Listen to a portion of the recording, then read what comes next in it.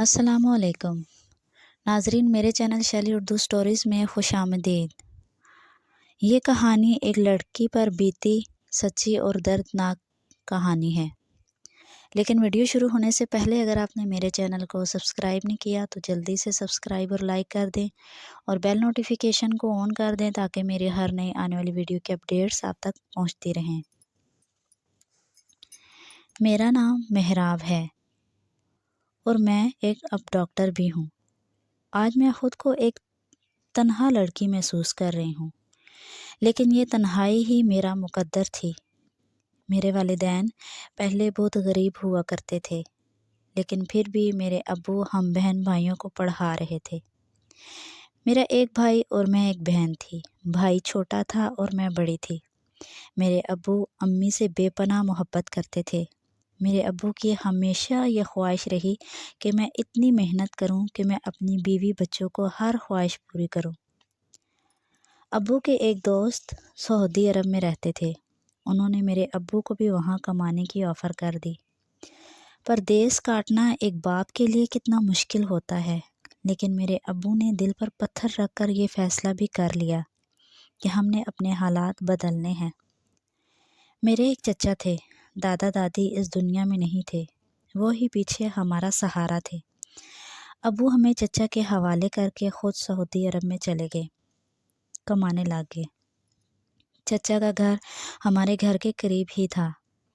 चची थोड़ी सी नखरीली थी, वो कम ही आती जाती थी, लेकिन कोई ऐसा दिन ना होता था कि हमारे चचा हमारे घर ना आते हों। मैं तो सब इनका प्यार समझती थी, एक बाप का प्यार। इस तरह कुछ वक्त गुजरता गया, हमारे हालात बेहतर हो गए और फिर इतने बेहतर से बेहतर होने लगे कि हम बहन भाई एक आला स्कूल में पढ़ने लगे। और मेरे अब्बू ने कहा, बेटा मेहराब, मेरी बहुत ख्वाहिश है कि मेरी बेटी डॉक्टर बने। और अब्बू के इस ख्वाब को मैंने दिल से लगा लिया और मेहनत करने लगी, क्योंकि मुझे अब्बू का ख्वाब पूरा करना था। मुझे अब्बू से बहुत प्यार था, क्योंकि होता क्यों नहीं, मेरे अब्बू हम सब के लिए दिन रात एक कर रहे थे। इस तरह हमने घर भी चेंज कर लिया और गाड़ी भी ले ली। वहाँ भी हमारे चचा का आना कम ना हुआ था। मेरी अम्मी के साथ बैठकर गप्पे लगाते। जैसे ही वो आते मेरी अम्मी का चेहरा खिल उठता, लेकिन मैं ना समझती। मैंने मैट्रिक में टॉप किया और इस तरह मेडिकल कॉलेज में एडमिशन ले लिया। अब्बू के जाने के बाद अम्मी की तवज्जो हम बहन भाई में ना रही। हर वक्त खुद को संवारने में लगी रहती। मुझ में इतनी समझ हो गई थी कि मैं अच्छे बुरे की तमीज़ कर लूँ।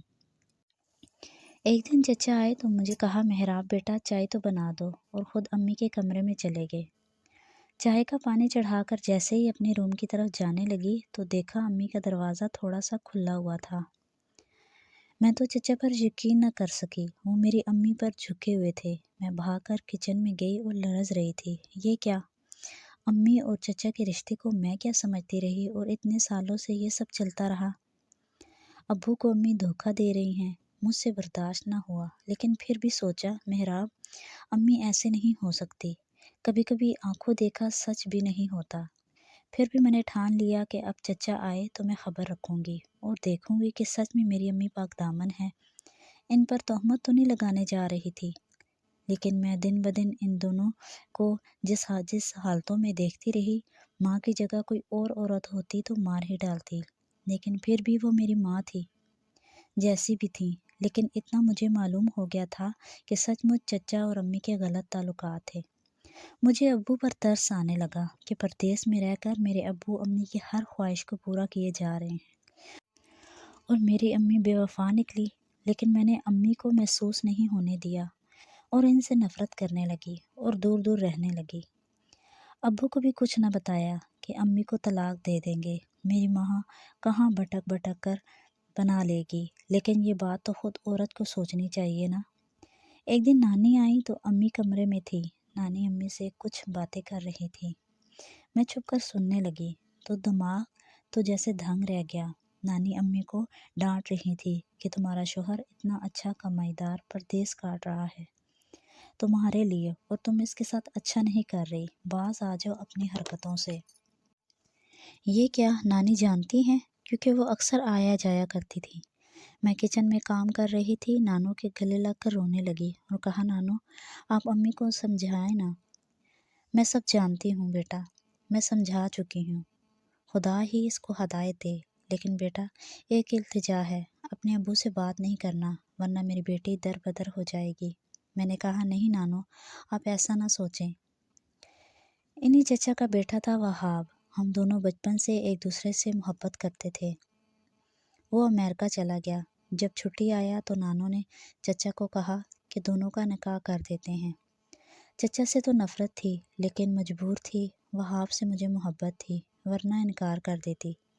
اسی ہفتے میرا اور وہاب کا نکاح کر دیا گیا، لیکن رخصتی ابھی نہیں ہوئی تھی۔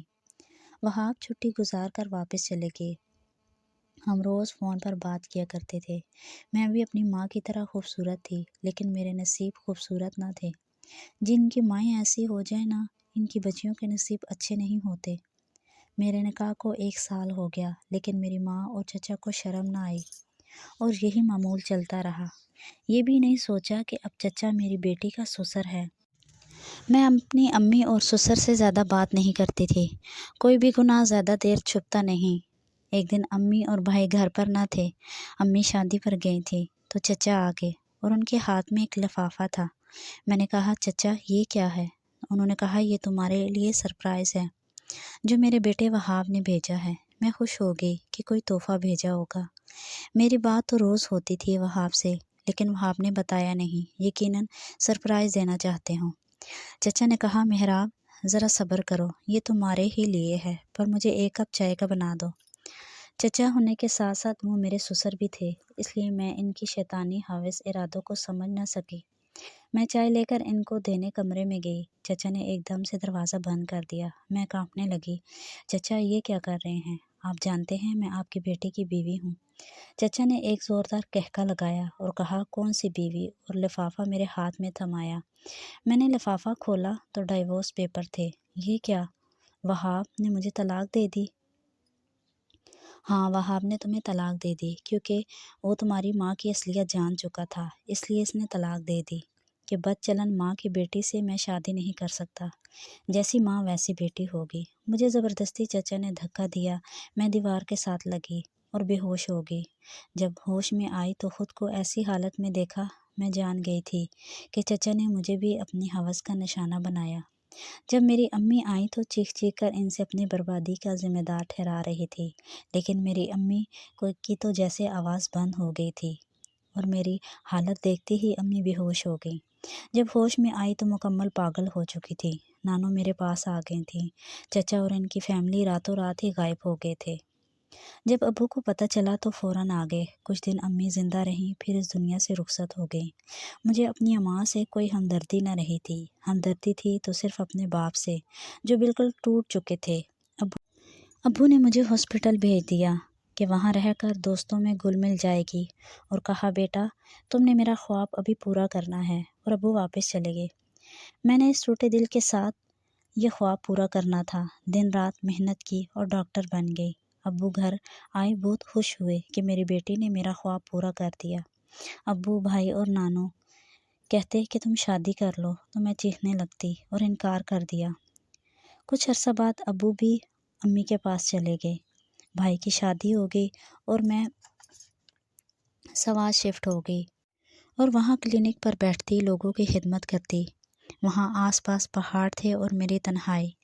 شادی نہ کی اسی وجہ سے کہ میں اپنی امی کی طرح کسی مرد کو دھوکہ نہیں دینا چاہتی تھی، اور اپنی زندگی ان تنہائیوں کے نام وقف کر دی۔ ماں کے نام سے بھی نفرت ہونے لگی تھی۔ کیا ایسی ماں ہوتی ہے جس نے اپنی بیٹی کی زندگی بھی برباد کر ڈالی تھی؟